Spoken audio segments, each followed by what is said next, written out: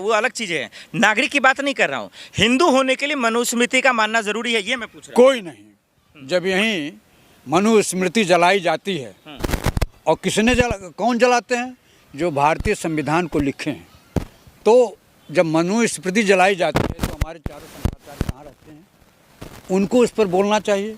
ये सारे के सारे शंकराचार्य चुप रहते हैं। इसीलिए इनके कहने के अनुसार राहुल गांधी हैं, इनकी हम मान्यता नहीं देते हैं।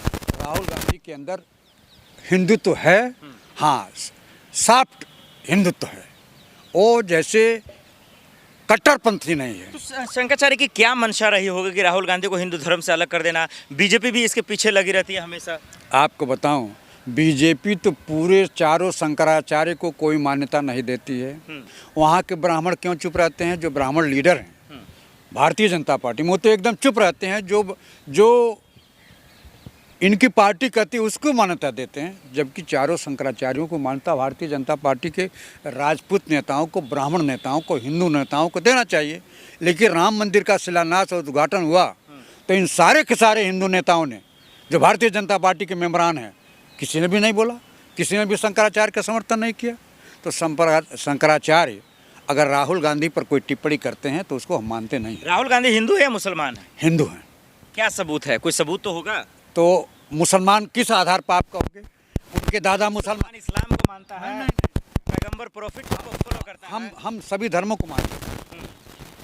हम सभी धर्म। नेता वाला बयान हो गया ना? नहीं, आप नेता वाले ना सम्मान। आपको व्यक्तिगत बात बताता हूँ। मेरी माँ जो ताजिया उठती है, आपको 100% मैं सही बता रहा हूँ, मेरी माँ रोजा रखती थी, ब्राह्मण हूँ। ठीक है, वो हिंदुस्तान में भी है कि होली में, ईद में, बकरीद में सब एक दूसरे का सम्मान करते हैं। ये मैटर नहीं है, सबूत तो देना पड़ेगा ना सर।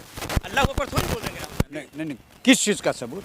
जब वो मानसरोवर का दर्शन करते हैं, पद यात्रा करते हैं, तो उस समय क्या होता है?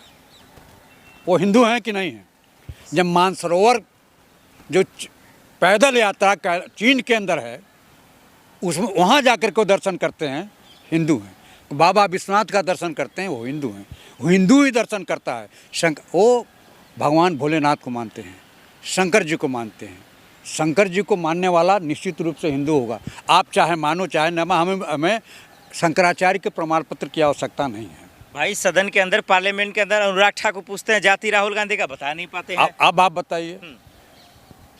अनुराग ठाकुर बोलते हैं तो उन्होंने तो इसका भी विरोध किया था, जातिगत जनगणना का भी।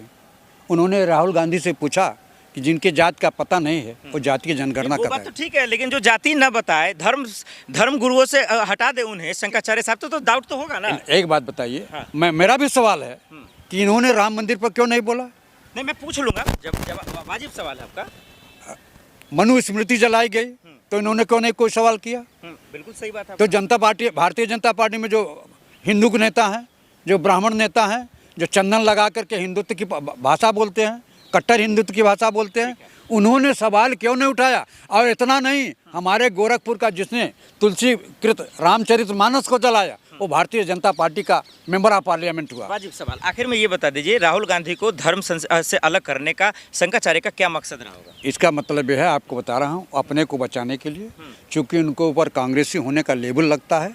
हर जगह लोग कहते हैं कांग्रेसी बोल रहा है, इसीलिए उस लेबल को हटाने के लिए उन्होंने राहुल जी के खिलाफ ये बातें कही हैं।